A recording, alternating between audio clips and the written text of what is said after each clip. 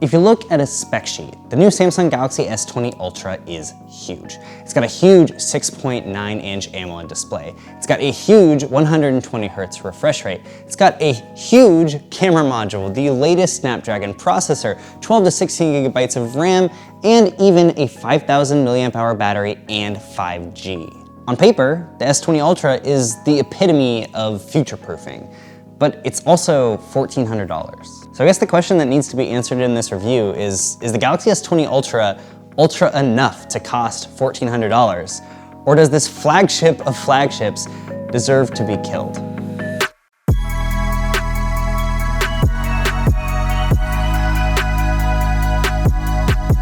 Let's take that list of huge things and start with the display. Like I said, it's 6.9 inches, which is massive. For a lot of people, this phone is gonna be too big for your hand.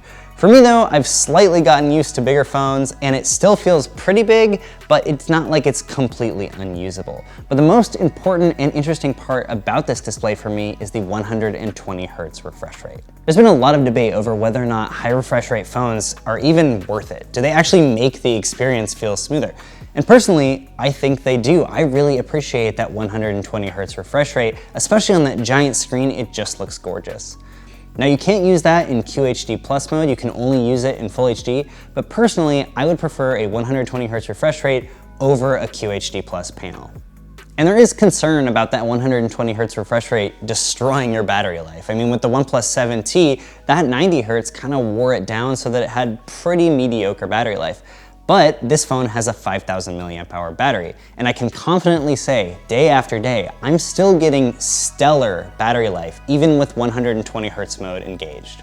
On any given day, I was getting like 8.5 to 9 hours of screen on time, and I know that screen on time can seem arbitrary, but I usually get around 6.5 hours of screen on time on a normal phone, so that's really, really good. Now, I did try this in 60 Hz mode, and it did get a little bit better battery life, but I would really rather use the 120 Hz mode and get like half an hour less screen on time and get that really smooth experience. Okay, so we've got big screen, big refresh rate, big battery.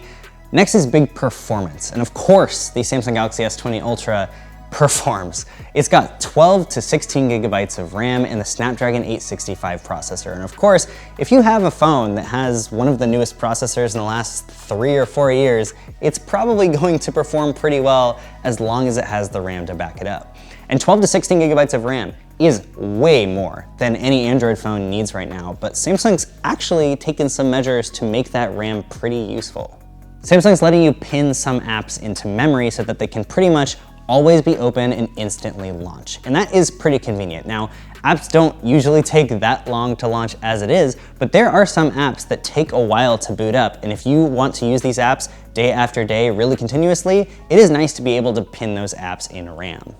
And alongside big performance, you've also got 5G. And the Samsung Galaxy S20 series is actually one of the first series to have all of the bands for 5G, which means you have low band, mid band, and millimeter wave.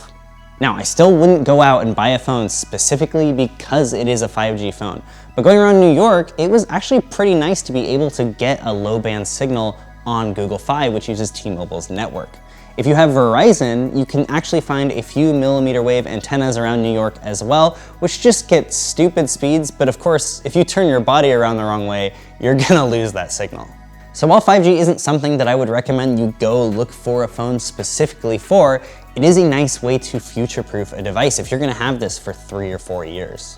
And finally, probably the last big thing on the list of big things about this phone is the cameras. And look, I should note that the regular Samsung Galaxy S20, the Galaxy S20 Plus, they both have a lot of the things that make this phone big. They still have pretty big displays. They've got the 120 Hz refresh rate. They have 5G, even though the smaller one doesn't have millimeter wave for some reason. They've still got decently sized batteries. They've got a lot of the things that make the S20 Ultra. So really, this is riding or dying on its camera system.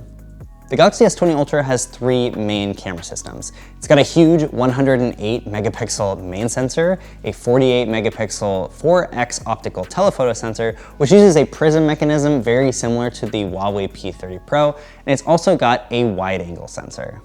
And the most talked about thing on the Galaxy S20 Ultra's camera system is its zoom capabilities. Now, that optical telephoto is a 4x optical, but it can actually use a hybrid form of zoom to get 10x hybrid optical digital zoom.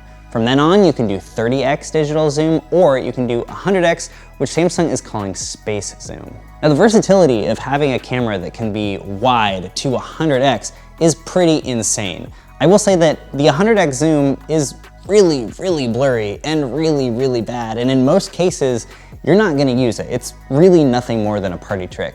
But it is pretty insane that Samsung is actually able to achieve this.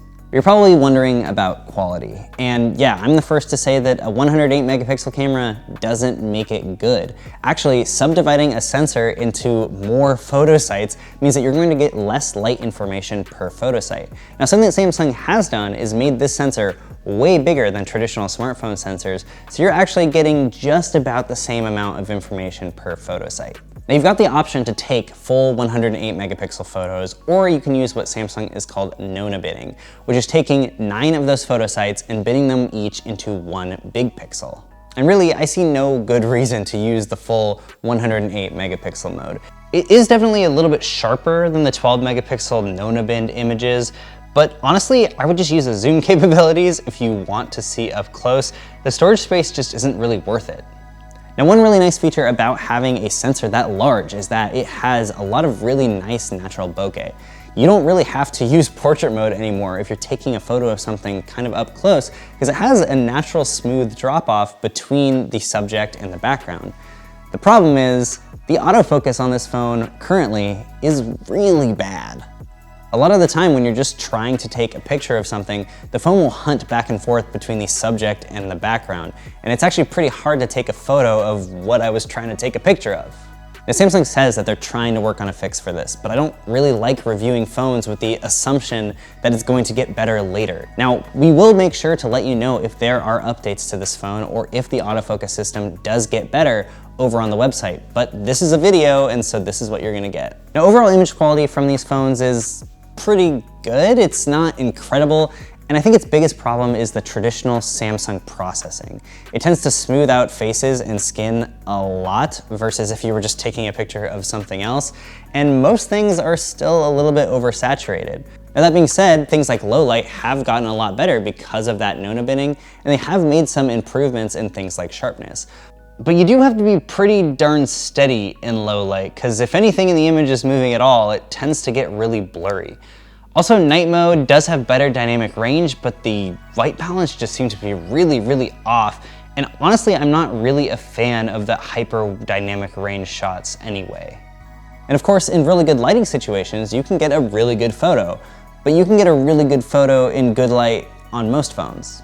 Now, the Snapdragon 865 in this phone, alongside the 108 megapixel sensor, allows this phone to shoot 8K video, which takes about 33 megapixels to shoot. And you can actually take snapshots that are going to be 33 megapixels while you're shooting 8K video.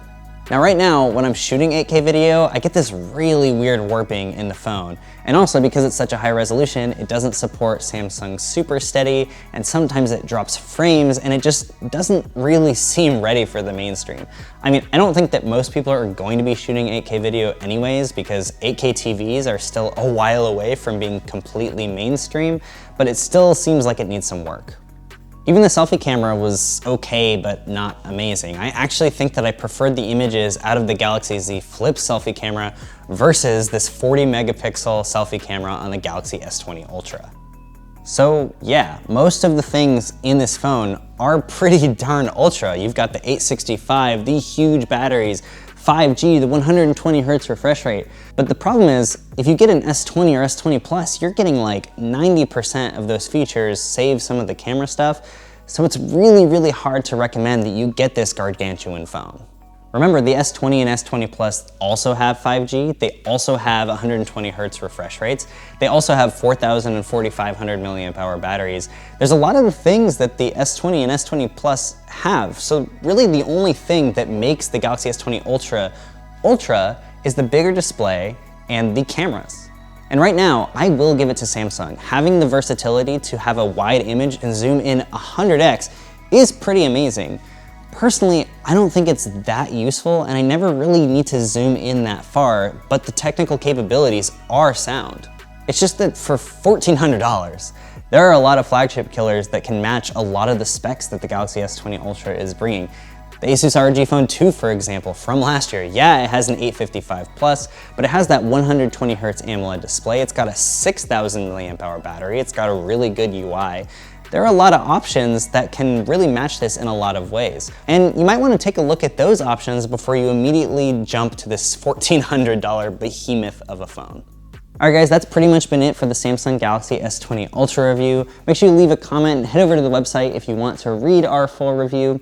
And until next time, I'll catch you in the next video.